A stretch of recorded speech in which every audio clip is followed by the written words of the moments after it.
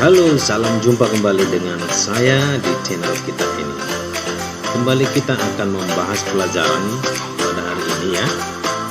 Nah, pelajaran hari ini adalah bertema tentang IPS atau materi IPS. Tetap semangat dan selamat belajar.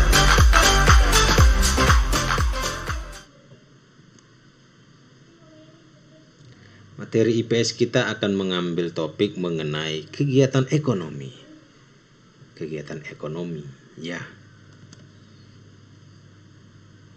Kegiatan ekonomi itu meliputi bidang produksi, distribusi, dan konsumsi.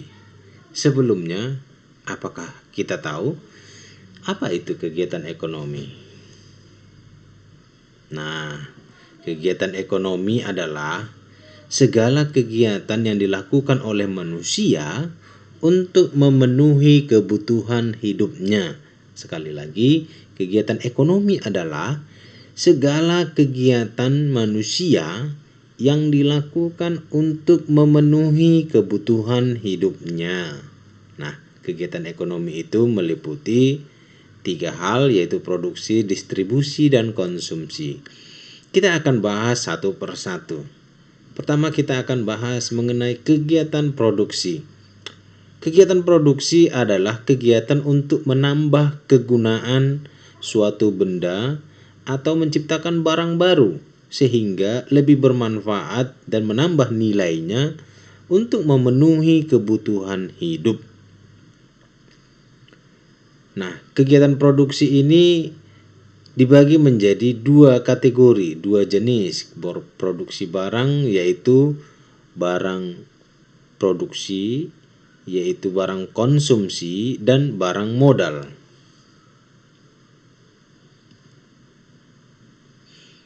Barang konsumsi maksudnya adalah barang yang siap untuk dipakai langsung oleh konsumen. Nah, kita lihat di sini contohnya ada snack, jajanan-jajanan, ada aneka jenis minuman-minuman, dan ada juga berjenis-jenis pakaian ataupun fashion istilahnya dalam sekarang ini. Sedangkan yang dimaksud dengan barang modal adalah barang yang digunakan untuk menghasilkan barang berikutnya. Contohnya kain, produk tekstil. Nah, kain ini nanti akan dihasilkan kembali menjadi barang lain. Lalu ada juga aneka jenis kayu.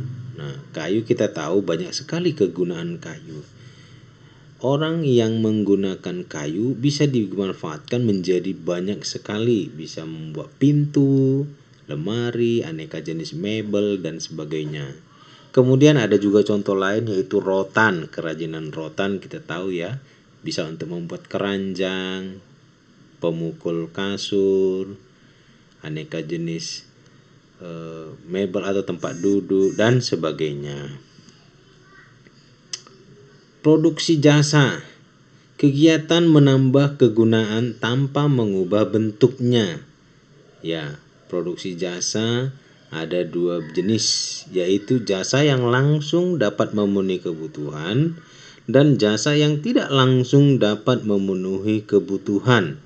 Nah, jasa yang langsung memenuhi kebutuhan contohnya film ya. Ada film, ada jasa dokter yang merawat orang sakit. Berarti dokter ini merupakan jasa di bidang pelayanan kesehatan. Dan ada juga babysitter. Babysitter ini yang menjaga atau memomong anak-anak bayi.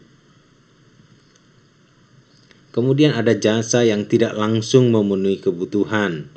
Contohnya jasa pengiriman barang, jasa penyimpanan uang. Tujuan produksi itu sendiri secara umum adalah untuk memenuhi kebutuhan manusia untuk mencapai kemakmuran. Namun secara khusus dilihat dari kepentingan pihak produsen dan konsumen. Dari pihak produsen tujuannya adalah untuk meningkatkan keuntungan serta menjaga kesinambungan hidup perusahaan. Dari segi konsumen, tujuan produksi itu untuk menyediakan berbagai benda pemuas kebutuhan konsumen. Fungsi produksi itu sendiri yang pertama menyediakan kebutuhan masyarakat, meningkatkan keuntungan, dan sebagai alat pemuas kebutuhan.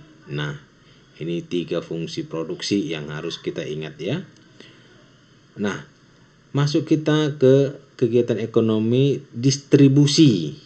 Nah, distribusi artinya penyaluran atau penyampaian barang-barang dan jasa dari produsen ke konsumen. Ingat, penyampaian barang-barang atau jasa dari produsen ke konsumen. Itulah yang dimaksud dengan distribusi.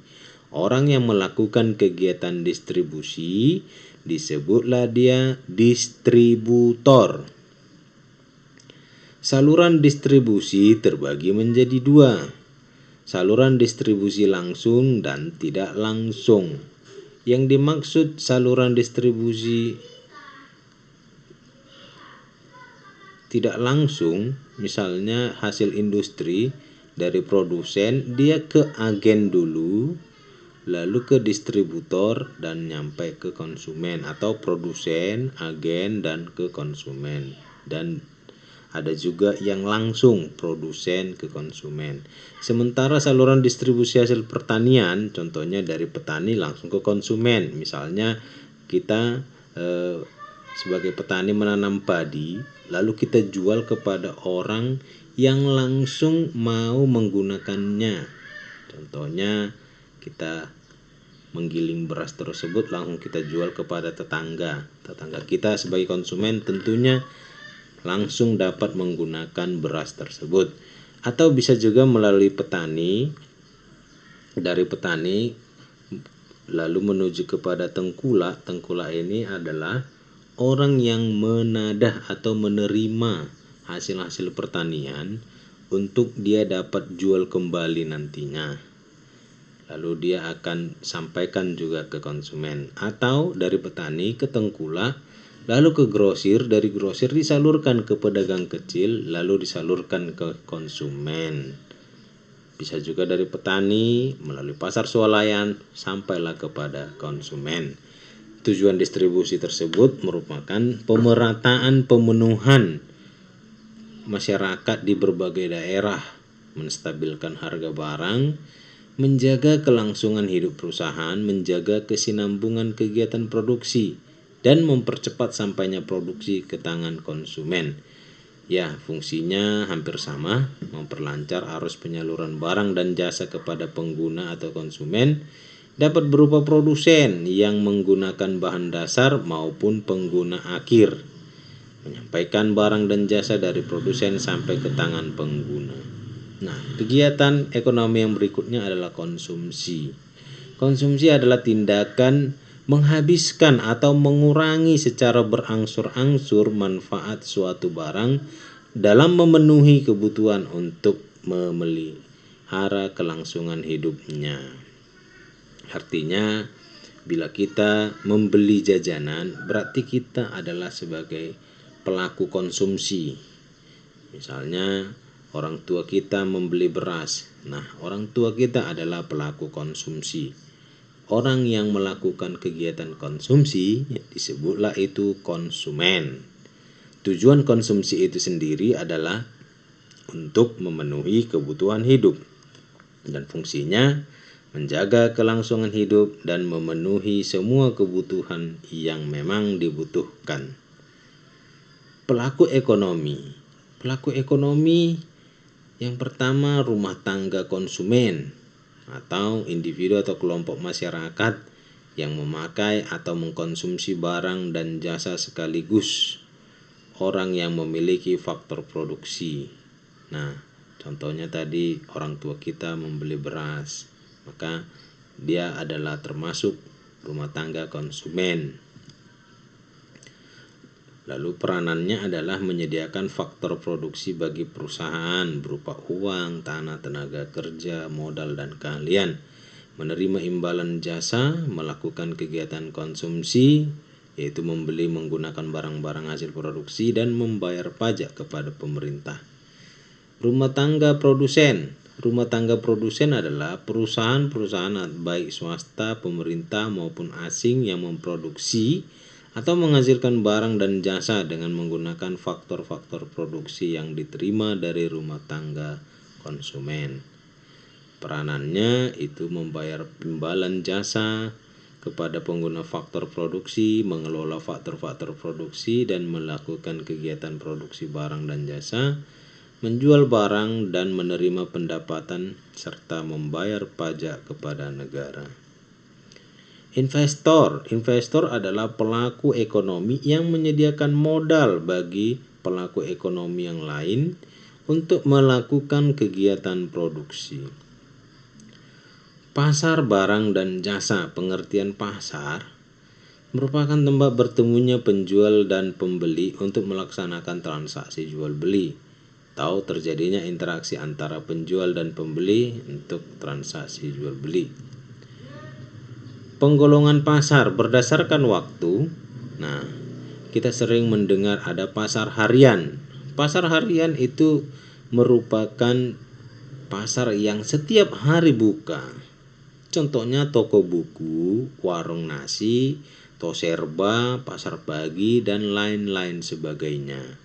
Nah, jadi ingat, tempat bertemunya pembeli dan penjual itu dinamakan pasar, bukan pajak seperti yang kita tahu di daerah Sumatera Utara.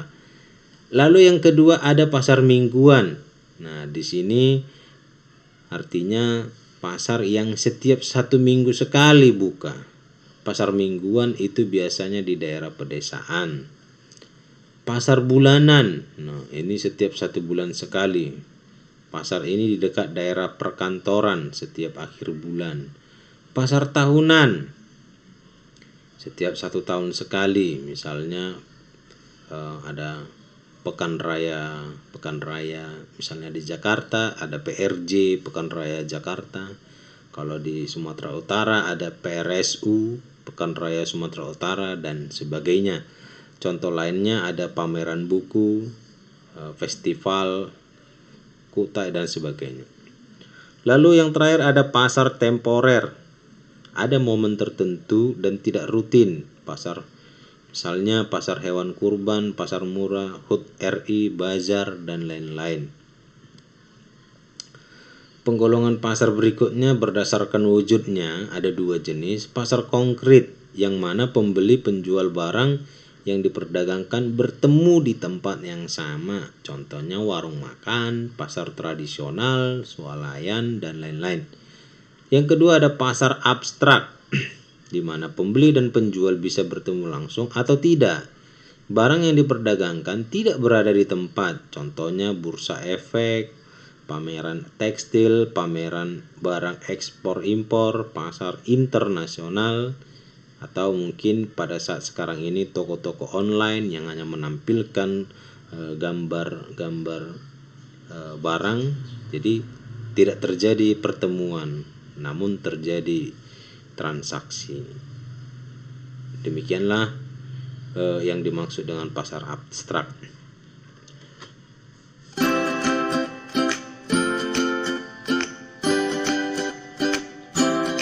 Oke, baik, demikianlah yang bisa saya sampaikan mengenai pembelajaran kita pada hari ini. Semoga bermanfaat dan tetap semangat sekali lagi. Terima kasih.